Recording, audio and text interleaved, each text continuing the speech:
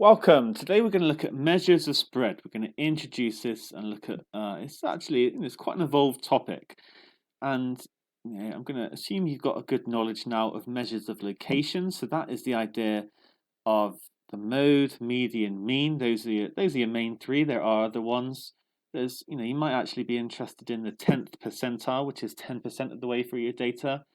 And some of these aspects are going to come in today, but that kind of tells you that's one number that represents all of the data, whereas measures of spread is about the consistency in the data. So if you're buying, I don't know, a footballer, say, they might have a really good goal scoring record, but they might be really inconsistent. Or do you want them playing in your key game? They might play rubbish in that game, even if they've played well in some other games. So let's first of all look at a situation. Two sets have mode, mean, median the same. Are they necessarily similar? Demonstrate why or why not. I've given you an example of a set, so I suppose my question is, can you write a set that has the same mode, mean and median, but is quite different? Okay, here's my attempt. So I've got, I think, the 60 in all the cases. You can check it if you like. However, what's going on over here? I've got a much wider, I'm trying to not use the word, but it's coming out. It's got a much wider range of values. So this one is, the range is the largest value minus the smallest number. And this one is 72 minus 48. Bear with me, my pen's just, what is going on with my pen today? 72 minus 48, which is 24.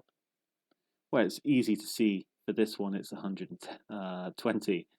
Okay, because they're all ordered. So we've got a much wider spread.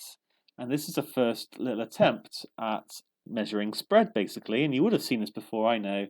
And we always write the range. We don't write like 0 to 120 or 48 to 72. For some reason, we just say the value of the actual spread, even though I kind of think it's useful to know what the lowest value is as well. But that comes in later on.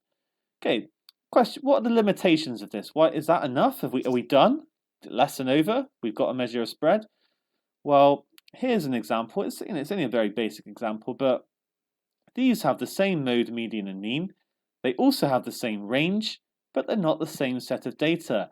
This bottom one is slightly more condensed around the mean, and so we need a bit more, basically. This is where I'm heading, and this is just an example of 5 bits of data. But if you have lots more bits of data, you could get a similar scenario. It might be you might get a very different set of data, but they might have similar measures of location, averages. They might have similar ranges, but they might still be very different. And this is where, the interquartile range comes in. It's the upper quartile minus the lower quartile. Now let's just talk about what that means, because you may have seen this before, but I'm trying to not assume too much. So whilst the range was the max minus the min, the upper quartile is 3/4 of the way through the data, and the lower quartile is 1/4 of the way through. I'm going to get rid of that little s, but you know what I mean.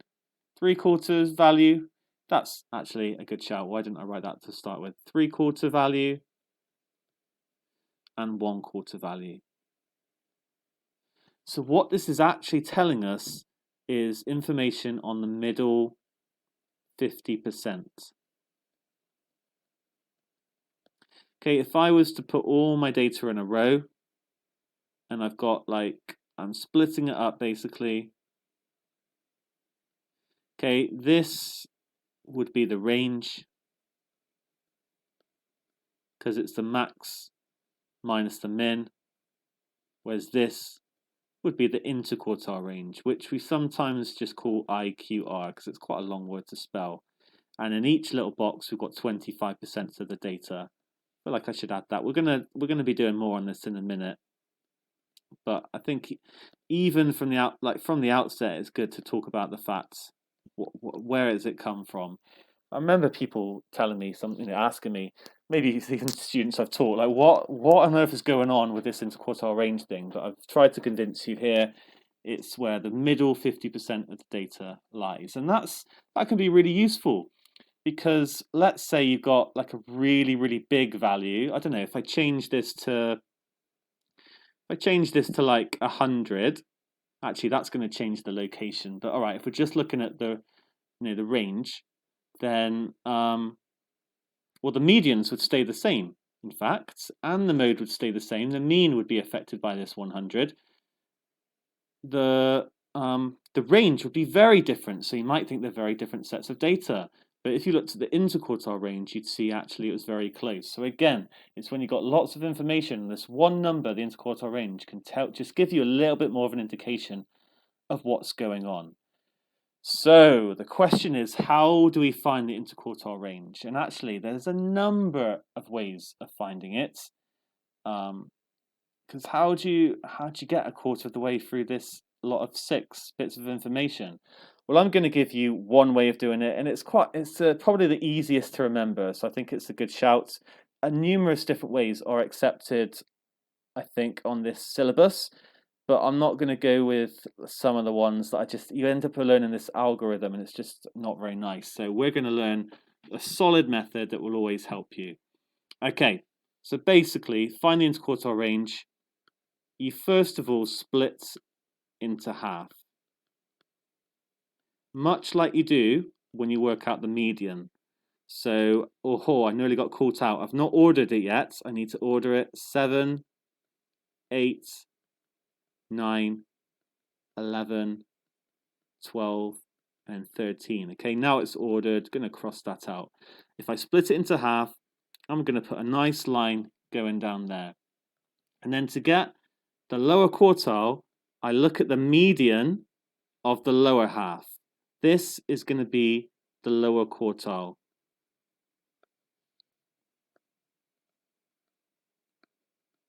Median of lower half. You might argue, hey, this is not really a quarter of the way through the data. I disagree with you, but this is a legitimate and accepted technique that's quite simple. Okay, and funnily enough, it's going to be very similar for the other one, upper quartile. It's going to be the median of the upper half.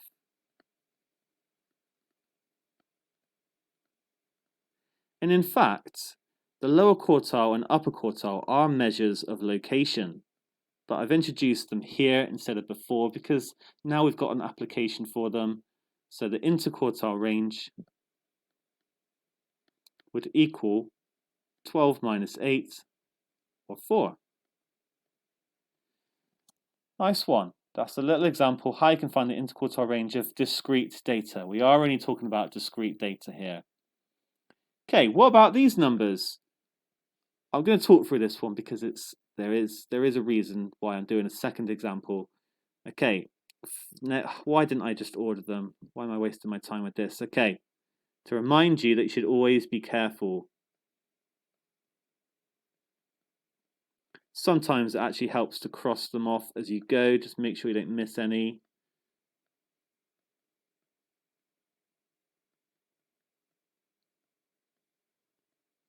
Okay, done.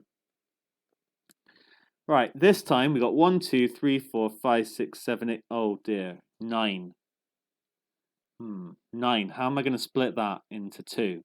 Well, what we do is we basically just cross off what would be the median, and then we split it into 2. Sorted. And we're going to do the same again now. So this is I should probably have said this. This is for an even number, even amount of data. I'm not going to write that in full. And this is for an odd amount of data. I hope this hasn't become too cluttered. Should probably just draw a little line there.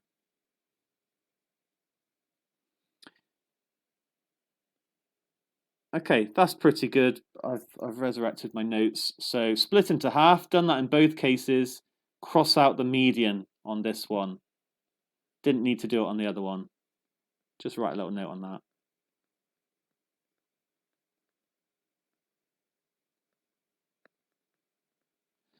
Okay, and then it is the same process, so that's good. So now I need to find the median of this. It's going to be halfway between 10 and 11. It's going to be 9.5. And the upper quartile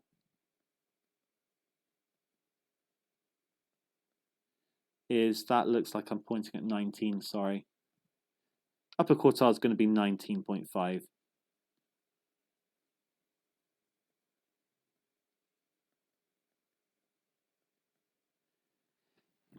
Okay, and that means the interquartile range is going to be 10. So brilliant, I feel like we've made a good start. We've talked about different sets. We're talking about discrete data, how the range tells you a measure of spread. It's limited, it's very basic. You only have to have one extreme value and you have no idea what's going on. Whereas the interquartile range is much, much better. If you've got extreme values, we don't care. We're only looking at the middle 50%, okay? Doesn't matter what's going on over there. We can get a good idea of the spread of data. We deal with an even number of data bits, that numbers differently than odd numbers, but it's a very similar process. Cut your data in half. What happened over here? Oh yeah, cut your data in half. In this case, cross out the median and then work out the medians of the lower half and the upper half. Brilliant. Okay, I can tell you really want to unleash yourself on one of these. Give it a go. So try question 1 and 2. See if you can deal with these situations. Work out the interquartile range. Alrighty, I'm going to talk through it. So first one, we got 15 bits of data, so we're going to cross out the 8th one. 1, 2, 3, 4, 5, 6, 7, 8. Because then I've got 7 bits of data either side. Just realised to put the line through that. You can do that actually. You can just put the line straight through. Okay, and then the lower quartile, I'm going to find the median of this lower half. Lower quartile is 43. And the upper quartile is going to be this one here, 52. So once it's ordered, this is a very quick process. Interquartile range is going to be 9. Okay, a student was absent, took the test the following week and scored 59. How's that going to affect things? Well, here's a little data set I made earlier. And I just need to add an extra 59.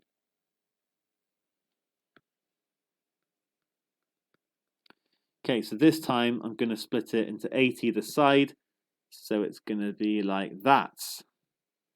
And then I've got my 4th, it's going to be here. So lower quartile is 44. And the upper quartile, 1, 2, 3, 4, here, 54. So we get an interquartile range of 10. Got a slightly larger spread going on now because of this extra value that's further away. If we added some more values near to the middle, then actually the interquartile range would reduce. So it all makes sense, I hope. The fact that you're looking at this middle 50%, if we added an extra value onto the end, it probably wouldn't make as much difference. It depends really, but there'll be less. But basically, the interquartile range is less affected by extremes. Obviously, if you're adding bits of data, it shifts things around. If I was to replace this 82 by 820,000, then it wouldn't matter, and that's the beauty of this quite simple but effective measure of spread. Just to reiterate, okay, there are different ways of finding quartiles. Software may use different methods.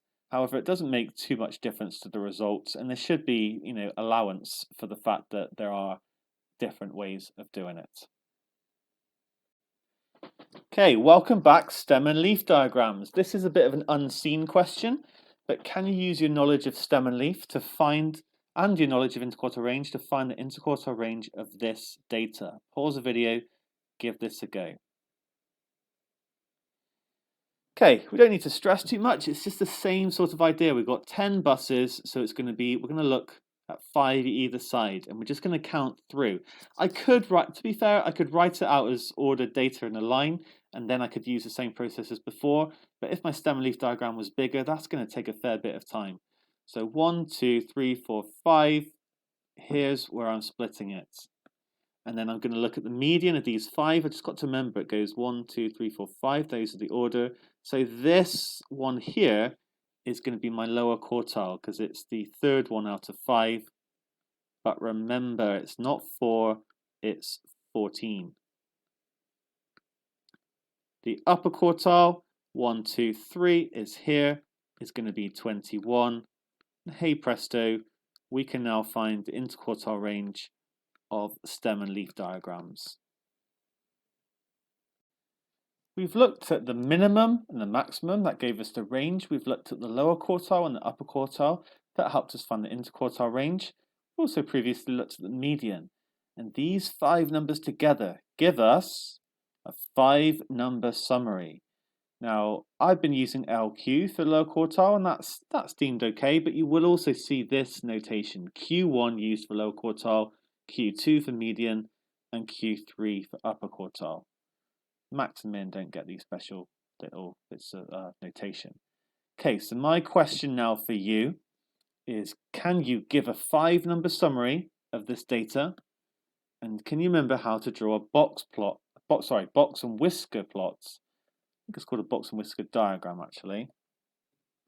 Box plot or box and whisker diagram for this data. Give it a go. All right, so I'm just going to use this up here. The minimum is going to be 0. Oh dear, I just realized I've not actually ordered it yet. Wonder if that caught you out. Okay, let's order it. 0, 0, 2, 2, 4, 4, 5, 888, 9. Sounds sort of like a phone number here. Okay, how many bits of data? 1, 2, 3, 4, 5, 6, 7, 8, 9, 10, 11. We've got the max and the min.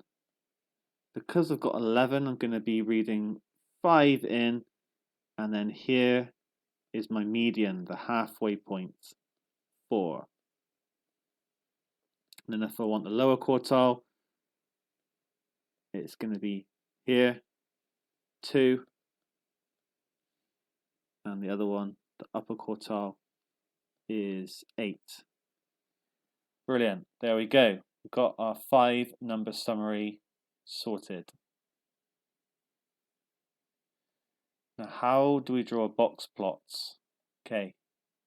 Here's some spoilers. So for a box plot, I need to draw a number line. You could use graph paper. You don't actually have to use graph paper, but you need to make it to scale. So graph paper really helps. Have a go at drawing a box plot if you've not already. I keep calling it a box plot, box and whisker diagram, sorry. Here's one I made earlier, so 0, 9. This is where we put the whiskers. Okay, these are the whiskers, this is the box. Let me try that again. And then we got the lower quartile and the upper quartile. So the 5 numbers are shown on here. And I didn't talk about this, but these 5 numbers by themselves can tell you a lot about the data. Now I know for a small data set, yeah, why not just write down the data? You can see it really easily. But they really come into it their own when you have a lot of data. However, we need to recognize we no longer have the data from the box plots. Whereas a stem and leaf diagram had the data, a histogram groups it and you still have a bit of a feel for the data. You don't have the raw data anymore. You just have 5 numbers. So, but it's a good representation. It's a good way of comparing things. You have no idea how much data there is. You don't know what the mean is. The mean is not included in the 5-number summary, nor is the mode. However, if we come back to the, I've just realized I've missed something off. Maybe you spotted this, but I should have put the median in. For that, we do a vertical line. Okay, because then you're indicating your 5 numbers. Here, here, here, here, and here. And they tell you something really crucial. I did mention this at the start of the lesson. We've got 25% of the data between the minimum and the lower quartile. Same here, same here, and same here. So you can then make comparisons about data. You could say, oh yeah, well the spread of this data is more than this, but the median of that data is more than that set, etc. We'll look a bit more at box plots next lesson. I'm going to leave it there for now, but hopefully you're happy with what we've done today. You can now find the lower quartile and upper quartile of discrete data sets. You've reminded yourselves about box plots. You've understood why measures of spread are important. Okay, nice stuff.